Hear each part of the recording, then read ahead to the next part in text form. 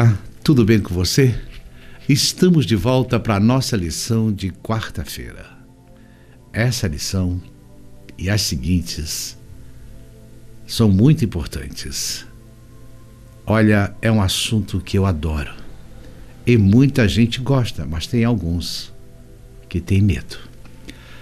Bem, se você não é inscrito, se inscreva. Aproveite para deixar o seu like. O link para a inscrição está na descrição do vídeo e no primeiro comentário. Vamos chegar aos 1000 inscritos.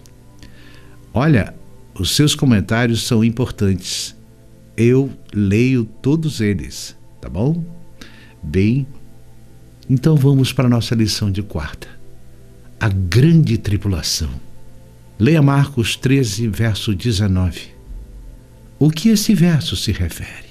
Após a destruição de Jerusalém e a derrota da nação judaica, entre o fim da nação judaica e o fim do mundo, passariam longos séculos de trevas, séculos para que a Igreja de Cristo seria marcada com sangue, com lágrimas e agonia. Começando com Mateus 24, 21, os sinais previstos têm a ver principalmente com o fim do mundo, a grande tribulação.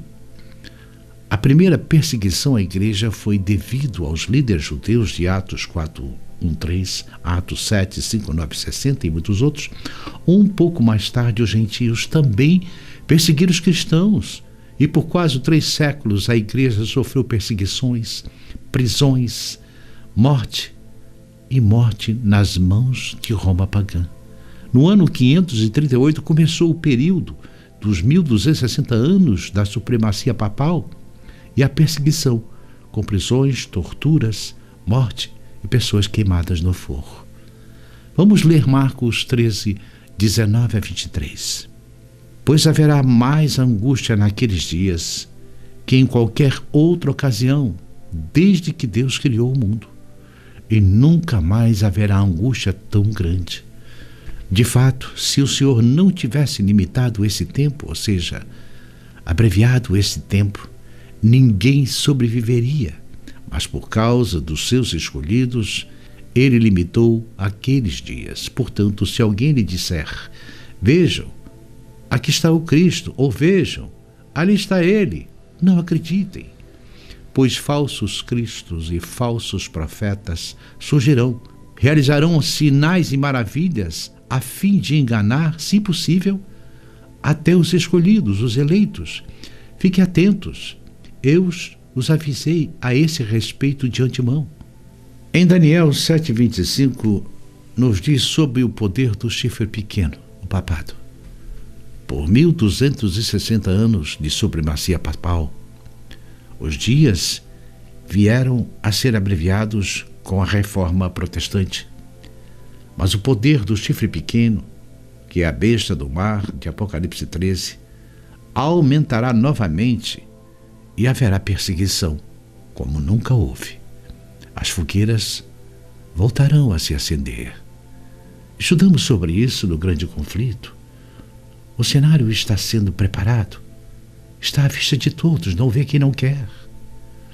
Após a grande tribulação de Mateus, que está lá em Mateus 24, 21, 22, a advertência de Mateus, que está em 24, 23, 28, aplica-se especialmente aos últimos dias da história mundial e foi dada como um sinal do segundo advento, um aviso semelhante que foi dado em Mateus 24, 4 a 5, mas ali era principalmente o sinal de destruição de Jerusalém.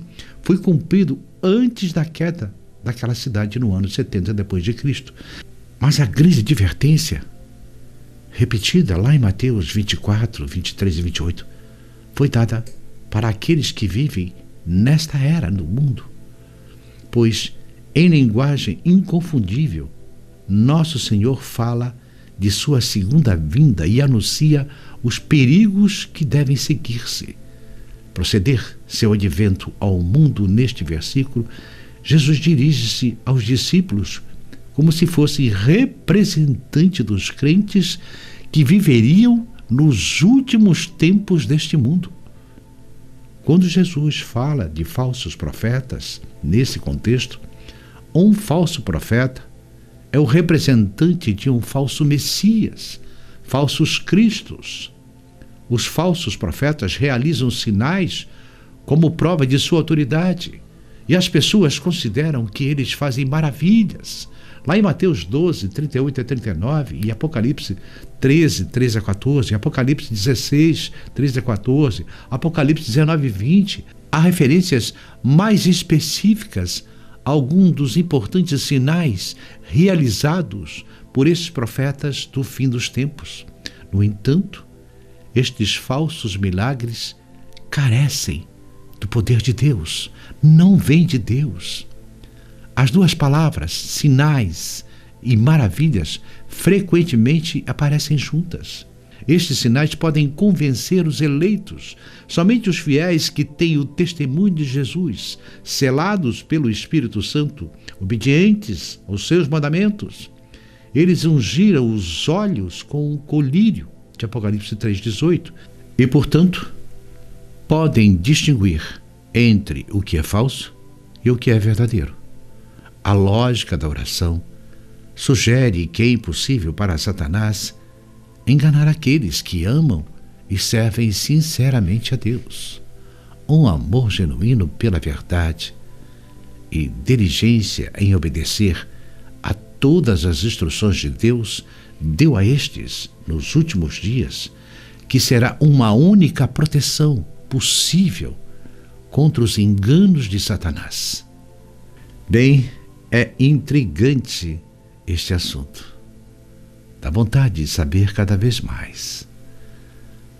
Mas vamos continuar amanhã, na lição de quinta, a vinda do Filho do Homem. Até amanhã, se Deus permitir.